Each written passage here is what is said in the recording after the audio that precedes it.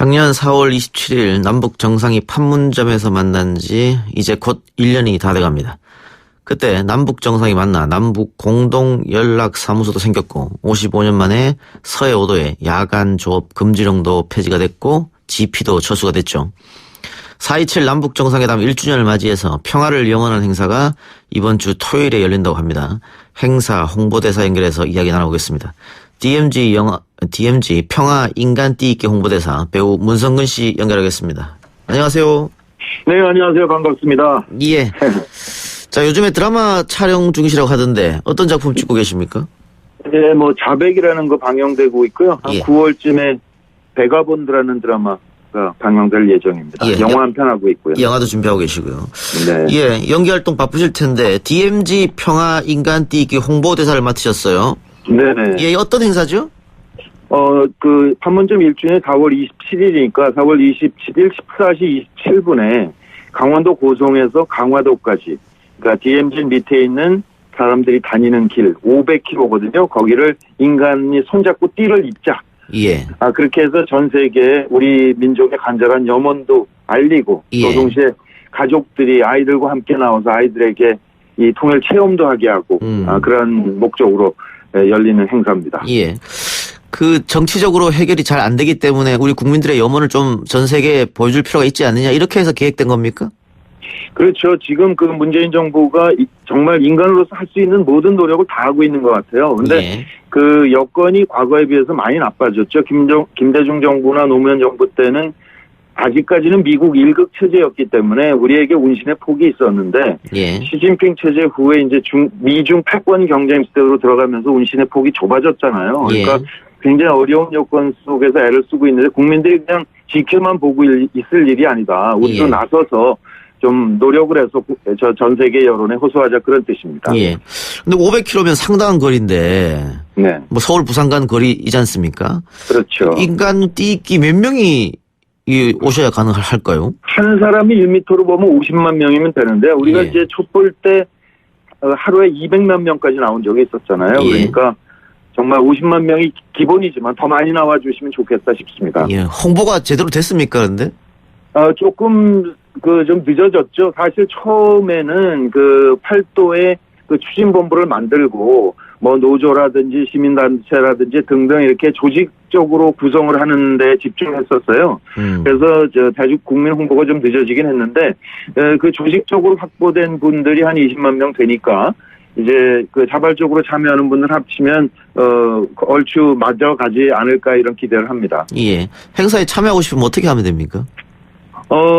홈페이지가요. 예. 홈페이지에 가면 이제 신청 방법이 있는데, 홈페이지는 DMZ peacechain.com입니다. 그러니까 peacechain.com이고요. 예. 아니면 전화 02-747-0427입니다. 근데 8개 지역으로 나눴어요. 양양, 고성, 화천 이런 식으로, 강화, 고양. 근데 그 부분 연락처는 홈페이지 안에 또는 제 페이스북이나 트윗에 올려놨는데, 예. 너무 많아서 여기서 안내하기 좀 어렵겠네요. 예, 알겠습니다. 이런 사례가 혹시 해외에서 있었습니까? 비슷한 사례가? 얼마 전에는 인도에서 여성 차별 문제로 시도를 했었고요. 그 다음에 87년도에 발틱 연안의 3국이 있습니다. 에스토니아, 라트비아 이런. 그 3국이 89년 여름에 소련으로부터 독립하고 싶다. 그래서 200만 명이 600km를 연결한 적이 있었죠. 그래서 전 인구의 한 3분의 1 정도가 나왔고, 실질적으로 80년 가을에 독립에 성공을 했었죠. 예. 예, 예. 그런데 문 배우님은 이 행사에 어떤 계기로 참여하게 된 겁니까? 한국기독교교회협의회 나액진 목사라고 계신데, 인권위원장, 그분께 얘기를 듣자마자 이건 꼭 필요한 일이다, 이런 생각을 예. 했습니다. 아까 예. 말씀드렸다시피 국민도 뭔가를 해야 되고, 특히나 이제 해외에서는 우리 국민에 대한 경이감 같은 게 있거든요. 그러니까 촛불로 한 사람도 피 흘리지 않고 정권을 바꾼다든지, 또 국가 부도 사태가 나니까 금을 들고 나온다든지, 우리 국민들에 대한 경외감이 있는데, 우리 그런 힘을 또 이 사안에 있어서도 우리의 간절함을 보여줄 필요가 있지 않나 싶어서 이 일만은 꼭 해야 된다 예. 싶어서 참여했습니다. 예. 근데 작년 그 4.27 남북 정상회담 이후 굉장히 그 평화 모드가 급속도로 오는 것 아니냐 이런 기대가 많았었는데 네. 그 이후에 북미 정상회담 뭐 빈손회담으로 끝나고 말이죠. 네. 뭐 그렇게 돼서 조금 그 기대가 많이 좀 수그러든 것도 사실인데요. 오늘 또 김정은이 또 푸틴과 만남이 있었습니다. 네네. 그 1년의 흐름 어떻게 보고 계세요? 예, 김대중 정부 시절에 클린턴 대통령을 설득할 때는 남북이 가까워지더라도 주한미군은 변화 없다. 미국 국익에 전혀 문제가 없을 것이다라고 설득을 했고 동의를 했었던 건데 지금은 이제 그 미중 패권 시대에 들어서면서 미국의 민주당도 입장이 바뀐 거지 않습니까? 그러니까 예. 트럼프 대통령을 제외하고 미국 조야 전체가 반대하고 있는 거기 때문에 쉽지 않은 거죠. 그러니까 김정은 위원장으로서는 그 북미 당사자 두 사람만이 얘기를 하다가 조금 어긋나면 아예 회담이 결렬되잖아요. 그러니까 참여정부터 했던 육자회담은 그 4개국이 있기 때문에 완충 역할도 하고 거중조정 역할도 할 수 있고 그러니까 그런 그 회의 테이블이 더 낫다고 생각을 하고 그런 움직임을 하고 있는 거 아닌가 싶은데 예. 미국이 잘 받아줄 것 같지는 않지만 그래도 국제적으로 여러 나라가 해결을 위해서 노력한다는 것이 미국의 압박이 될 수 있으니까 아마 그런 목적으로 움직여가는 것이 아닌가 그런 생각이 들죠. 그러니까 미국과 일본을 제외한 다른 나라들이 같이 노력하는 것, 예. 그다음에 세계 여론 이게 매우 중요하다고 생각합니다. 예. 결국은 북한과 미국 너무 오랫동안 불신이 쌓여가지고 서로 못 믿는 게 아니냐 이런 생각도 드는데요. 그렇죠. 예. 네, 그거를 나머지 4개국이 보장을 하고 약속을 하고 또 감시를 하고 그러면 훨씬 더 원활하게 해결될 수 있지 않겠어요? 예. 근데 결국 이렇게 되다가 다시 과거로 돌아가는 것 아니냐 이런 회의론도 좀 있습니다. 네, 그거는 언제나 있죠. 예. 간단한 일이 아니기 때문에 더 절박한 거죠, 우리로서는. 예. 올해 고 문익환 목사의 방북 30주년이 된다고 하는데요. 네네. 예, 결국은 아버님도 이 통일에 모든 수건을 두었던 거 아니겠습니까?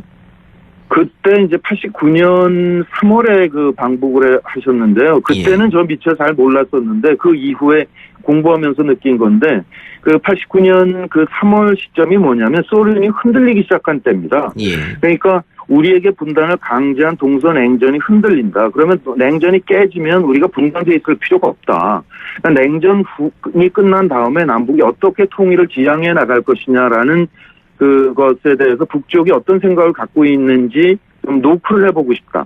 점검해보고 싶다. 그래서 갔던 거거든요. 근데 기대했던 것보다 더 엄청난 합의를 했는데 그것이 그 당시 이제 육공정부가 진행을 하지 않는 바람에 사실 굉장히 고통스러워 하셨죠. 예.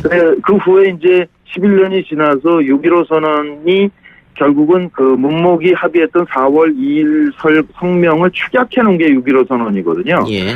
특히 경제 교류협력 단계 이거를 확대한 게 14선언이고 그러니까 그 당시 얼마나 속이 상하셨을까라는 게 참 이해가 됩니다. 예. 그럼 어떻습니까? 그 문목사 방북 이후 6.15, 14, 4.27 계속 이렇게 새로운 선언이 나왔는데 점점 평화 단계가 발전해 나가고 있다 이렇게 느끼시는 겁니까?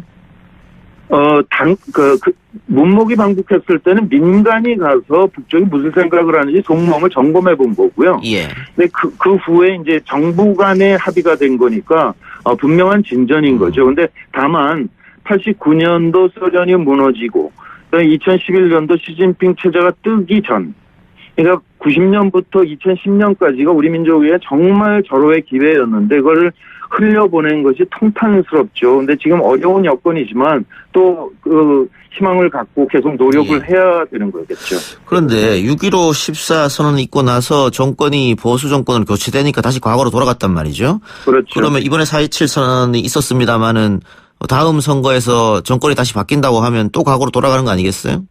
그렇게 되죠. 그러니까 독일의 경우가 참 바람직한데요. 우리 경우에는 어떻게 보자면 보수당이 없는 것이 아닌가라는 생각이 드는데 독일 경우에는 진보정당 브란트 수상이 동독하고의 교류 협력을 시작을 했고 그 마감은 보수당의 콜수당이 했거든요. 예. 그러니까 보수당의 모든 정책을 다 이어받았었고요.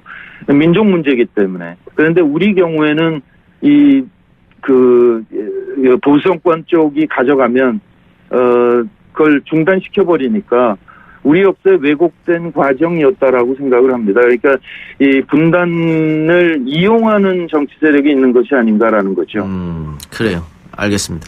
네. 다른 얘기도 해보죠. 자, 네. 5월 23일 노무현 전 대통령 서거일인데 벌써 10주기입니다. 네. 이번에 10주기를 맞이해서 노무현재단에서 노무현 대통령 운명이다라는 자서전 오디오북을 선보인다고 하는데 우리 문배우께서 직접 녹음하셨다고요?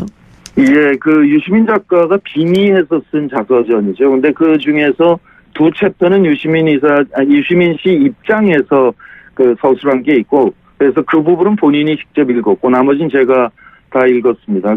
티저 영상에서 유시민 작가가 읽는 걸 봤는데, 예. 정말 잘 읽더라고요. 저도 한번 듣고 싶습니다. 예, 그래요.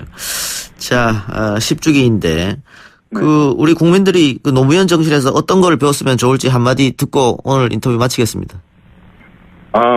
정말 많은 민주공화국의 구상을 많이 하셨는데 그 중에서도 가장 중요한 게 정치가 더럽다고 외면하지 마라. 예. 심의해서 바꿔주라. 그 말이 지금도 유효하고 간절한 호소로 들립니다. 예. 자, DMZ 평화 인간 띄기 다시 한번 이야기해 주시죠. 언제 몇 시부터 열리게 되는 거죠? 네, 모레 4월 27일 토요일 14시 27분, 그러니까 오후 2시 27분에 고성에서 강화까지 DMZ 500km를 손으로 연결합니다. 예. 행사 성황리에 마치시길 바라고요. 또 네. 이런 염원이 전 세계에 좀 전달됐으면 하는 생각입니다. 오늘 인터뷰 감사합니다. 네, 고맙습니다. 예. 지금까지 DMZ 평화 인간 띄기 행사의 홍보대사 배우 문성근 씨였고요. 저는 1부 순서 여기서 마치고요. 2부 신변 잡기로 돌아오겠습니다.